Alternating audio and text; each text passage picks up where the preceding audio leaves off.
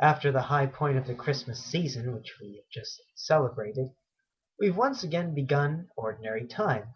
The word ordinary does not imply that this part of the church year is somehow monotonous or unimportant.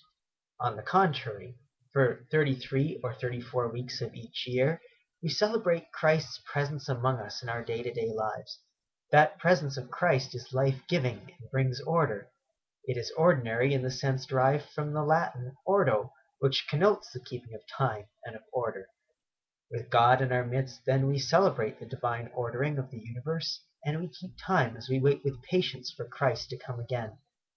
Oh, the practice of the virtue of patience, so central to ordinary time. It's not easy. In today's readings, we are given examples of patience. At the beginning of 1 Samuel, Hannah is said to have wept and not to have eaten, because although her husband Elkanah loved her, she'd been childless for many years. In the Gospel of Mark, Jesus chooses the apostles Simon and Andrew, then James and John from among the fishermen. Fishing can be an extremely trying pursuit. I say this having fished for sport many times.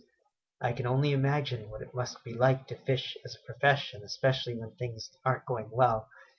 Even more strikingly, when Jesus calls to Simon, Andrew, James, and John, "Follow me," they are said by Mark to leave their nets and their families immediately to follow Jesus. These four fishers of people showed tremendous courage in taking that first step of faith. Moreover, Mark sets his account in the days after John the Baptist had been arrested. Anyone willing to follow Christ at that time must have known of the perils associated with challenging those not willing to hear the gospel of God, proclaimed by John and then by Jesus. Despite these dangers, the apostles accepted the call to follow the Lord.